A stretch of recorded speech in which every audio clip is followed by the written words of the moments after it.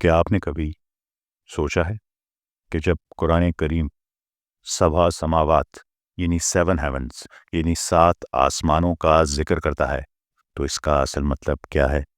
بچپن سے ہم سنتے آئے ہیں 7 آسمان، لیکن کیا یہ بادلوں کی تہیں ہیں؟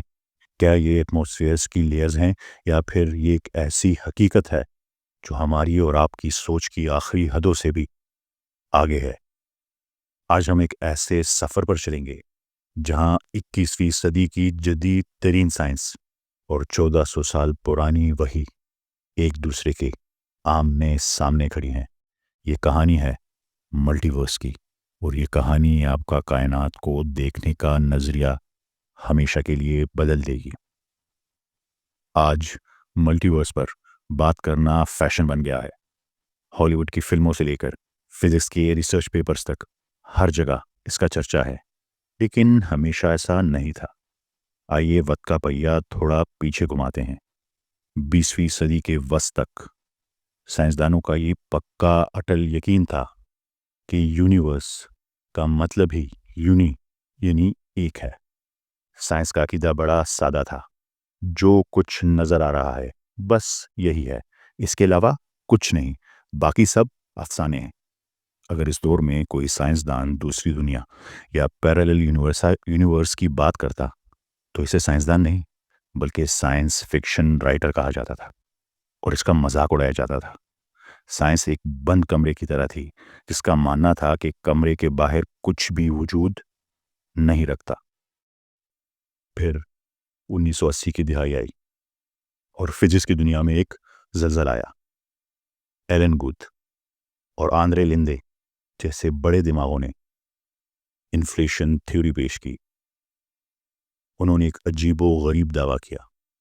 انہوں نے کہا کہ بگ بینگ کوئی ایک بار ہونے والا واقعہ نہیں ہے، بلکہ یہ عمل تو پاپ کارن کی طرح بار بار ہو رہا ہے، ریپیٹڈ ہو رہا ہے۔ یہاں سے جنم ہوا ایٹرنل انفلیشن کے نظریے کا۔ سائنس اچانک ایک یونیورس سے چھلانگ لگا کر لامحدود انفینٹ یونیورسز پر پہنچ گئی۔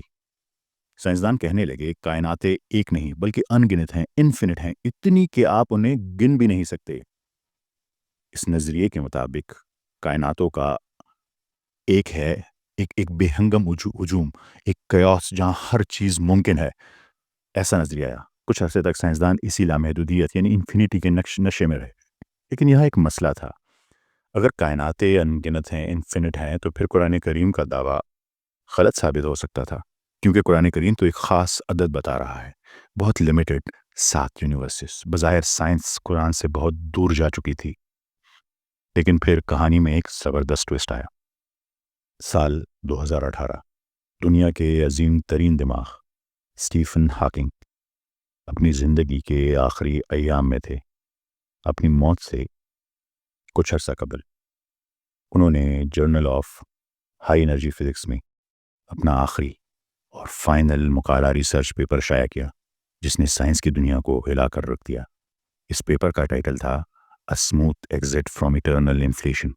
اس میں اسٹیفن ہاکنگ نے ریاضی یعنی میتھمیٹکس کے ذریعے ثابت کیا کہ پچھلے 30 سال سے سائنسدان غلط سوچ رہے تھے۔ انہوں نے کہا ملٹی ورس لامحدود انفینٹ نہیں ہے، یہ محدود ہے، فائنائٹ ہے، لمیٹڈ ہے، تھوڑے ہیں۔ یہ سائنس کی تاریخ کا وہ تاریخی لمحہ تھا جب جدید فزکس نے لامحدودیت یعنی انفینٹی سے یو ٹرن لیا اور تسلیم کیا کہ کائناتوں کی تعداد مقرر کاؤنٹیبل یعنی کم ہے، لمیٹڈ ہے۔ ذرا سوچئے، سائنس ایک سے بھاگی، لامحدود انفینٹی میں بھٹکی، اور آخر کار گھوم پھر کر وہی پہنچی جہاں قرآن کریم 1400 سال سے اٹل کھڑا ہے، یعنی لمیٹڈ ملٹی ورس، چند یونیورسز۔ اب آئیے قرآن کریم کی طرف، یہ سمجھنے کے لیے کہ قرآن نے یہ بات کیسے بتائی، ہمیں سورہ ملک کی آیت نمبر 5 پر بہت گہرا غور کرنا ہوگا، جس میں اللہ تعالیٰ فرماتے ہیں وَلَقَدْ زَيَّنَّا السَّمَاءَ الدُّنْيَا بِمَصَابِيحَ، اور بے شک ہم نے قریب ترین آسمان یعنی سما دنیا کو چراغوں یعنی ستاروں سے سجایا ہے۔ یہ آیت گیم چینجر ہے، یہاں رکیے اور غور کیجیے۔ ستارے کہاں ہیں؟ سورج، چاند، نیبیولا، ہماری کہکشاں، ملکی وے اور دور دراز کی گلیکسیز، یہ سب کہاں ہیں؟ جدید سائنس کہتی ہے کہ یہ سب ہماری آبزرویبل یونیورس میں ہے، جو 93 بلین لائٹ ایئرز یعنی 93 ارب نوری سال تک پھیلی ہوئی ہے۔ لیکن قرآن کریم کیا کہہ رہا ہے؟ قرآن کریم کہہ رہا ہے کہ یہ تمام ستارے، یہ تمام وسعتیں صرف اور صرف پہلا آسمان ہے، سماعت دنیا ہے، یہ اس کا حصہ ہے۔ اس کا مطلب یہ ہوا کہ ہماری پوری کی پوری کائنات جسے ہم سب کچھ سمجھتے ہیں، یہ تو ابھی صرف بلڈنگ کی پہلی منزل ہے۔ باقی 6 آسمان اس کائنات سے باہر ہیں، اس فزکس سے ماوراء ہیں۔ یعنی قرآن کریم واضح طور پر ملٹی ورس، ایک سے زائد کائناتوں کا اعلان کر چکا ہے 1400 سال پہلے، اور بات صرف تعداد پر ختم نہیں ہوتی۔ قرآن کریم ساخت یعنی سٹرکچر بھی بتاتا ہے۔ اسی صورت یعنی سورہ ملک کی آیت نمبر 3 میں اللہ تعالیٰ فرماتا ہے خلق سبع سماوات طباقا، جس نے 7 آسمان بنائے تہ برتے یعنی لیئرز میں۔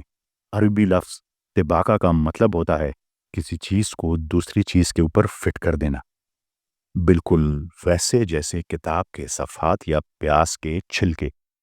کیا آپ جانتے ہیں کہ آج کی سب سے ایڈوانس سٹرنگ تھیوری کیا کہتی ہے؟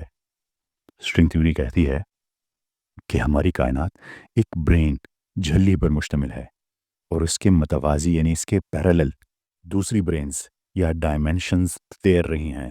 یہ کائناتیں بکھری ہوئی نہیں ہیں، بلکہ طباقاً ایک دوسرے کے اوپر سٹیک ہیں، ایک دوسرے کے اوپر ہیں۔ اب سوال یہ پیدا ہوتا ہے کہ یہ 7 کائناتیں کتنی بڑی ہیں؟ ہماری یہ پہلی کائنات، پہلا آسمان ہی اتنا بڑا ہے کہ انسانی دماغ اس کا احاطہ نہیں کر سکتا، اور روشنی کو بھی اسے پار کرنے میں اربوں سال لگتے ہیں۔ لیکن ہمارے نبی کریم صلی اللہ علیہ وآلہ وسلم نے ایک ایسی مثال دی جس نے کائنات کے سائز کا نقشہ کھینچ لیا۔ آپ صلی اللہ علیہ وآلہ وسلم نے فرمایا، جس کا مفہوم ہے پہلا آسمان دوسرے آسمان کے مقابلے میں ایسا ہے جیسے ایک وسیع و عریض صحرا میں پڑا ہوا ایک چھوٹا سا رنگ، ایک چھوٹا سا چھلا، چھوٹا سا، اس بہت بڑے صحرا میں ایک چھوٹا سا چھلا۔ ذرا تصور کریں، ہمارا سورج، ہماری زمین، بلیک ہولز، کروڑوں اربوں کہکشائیں، گلیکسیز، یہ سب مل کر بھی اس چھلے، اس رنگ کے اندر ہیں، تو وہ صحرا دوسرا آسمان کتنا بڑا ہوگا؟ اور پھر دوسرا آسمان تیسرے کے سامنے ایک چھلا ہے، اور یہ سلسلہ 7ویں آسمان تک چلتا ہے، اور سدرۃ المنتہا ان سب کے اختتام پر ہے۔ انسان کی حیثیت اس کائنات میں ایک ذرے کے کروڑوں بلین حصے کے برابر بھی نہیں ہے، لیکن اللہ تعالیٰ نے یہ سب انسان کے لیے مسخر کیا ہے۔ اب ذرا ٹھنڈے دماغ سے سوچئے، 1400 سال پہلے عرب کے ریگستان میں، جب کوئی ٹیلیسکوپ نہیں تھی، جب کوئی کوانٹم فزکس نہیں جانتا تھا، تب ایک کتاب نے کائنات کے بارے میں کیا کہا تھا؟ کیا قرآن کریم نے کہا کہ کائنات صرف ایک ہے جیسے پرانے سائنسدانوں نے غلطی کی؟ نہیں۔ کیا قرآن کریم نے کہا کہ کائناتیں لامحدود ہیں جیسے 80 کی دہائی میں سائنسدان بھٹک گئے تھے؟ نہیں۔ قرآن کریم نے پہلے دن سے ایک ہی موقف رکھا، سبع سماوات، 7 آسمان، ایک محدود لمیٹڈ نمبر۔ سائنس کو یہاں تک پہنچنے میں صدیاں لگ گئیں، لیکن وہی پہلے دن سے وہی کھڑی تھی۔ یہ ہے وہ معجزہ جو عقل والوں کو یہ سوچنے پر مجبور کر دیتا ہے کہ الفاظ کسی انسان کے ہو ہی نہیں سکتے، یہ صرف اسی ذات کے ہو سکتے ہیں جس نے ان 7 آسمانوں کو، ہم سب کو، اس پوری کائنات کو اور ان 7 کائناتوں کو تخلیق کیا۔ یہ آپ سب کی ذمہ داری ہے کہ اس پیغام کو زیادہ سے زیادہ شیئر کریں تاکہ اور لوگ بھی قرآن کریم کی ان معجزات کو سمجھ سکیں۔ آپ سب کی سماعتوں کا بہت شکریہ۔ ملتے ہیں اگلی قسط میں۔ اللہ حافظ۔